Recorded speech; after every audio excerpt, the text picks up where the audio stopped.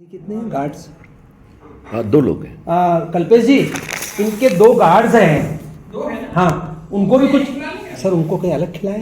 उनको अलग अलग वो बिठा दो। ज्यादा कंफर्टेबल फील करेंगे। वो मेरी इनके मेरी साथ- उपस्थिति में थोड़ा सा अनकंफर्टेबल फील तो करेंगे। उनको बाजू में बिठा के करा दो, वो सर के साथ नहीं बैठ पाएंगे जी। देखो, मैं एक चीज आपको बताऊं, इतना बड़ा बदलाव एक व्यक्ति सोचने की हिम्मत नहीं रखता है, औकात नहीं रखता है।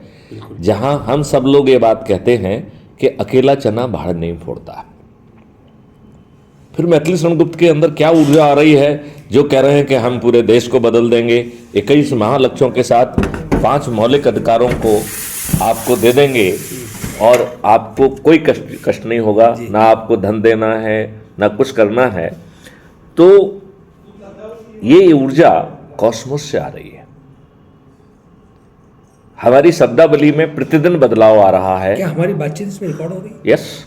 तो मैं थोड़ा कंफर्ट नहीं हूँ फिर बात करने में।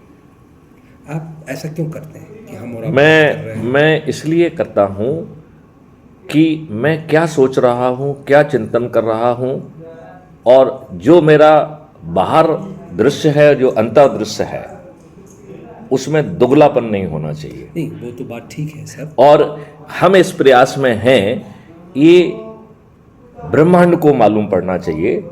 तो यदि मान लो जिससे हम बात कर रहे हैं, यदि किसी कारण से वो जागृत नहीं होता है, तो उस वार्तालाप को सुन के कोई दूसरा जागृत होकर आपके पास पहुंचे कि मैथिली शरण जी आप कहाँ हैं, मैं आपके पास आना चाहता हूं, आप तो इतनी प्यारी बातें कर रहे हैं।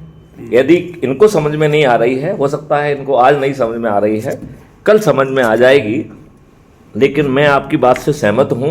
मैं इतने वर्षों से इसी तपस्या में लगा हुआ हूं जी। आप सर, मिल गए, नाश्ता अब आप मिल गए हैं, ये रीजन है। आपको मेरी जो है ना इस बात को समझ में आ गया है। और चूंकि अब आप कंफर्टेबल नहीं हैं, लिहाजा मैं इसको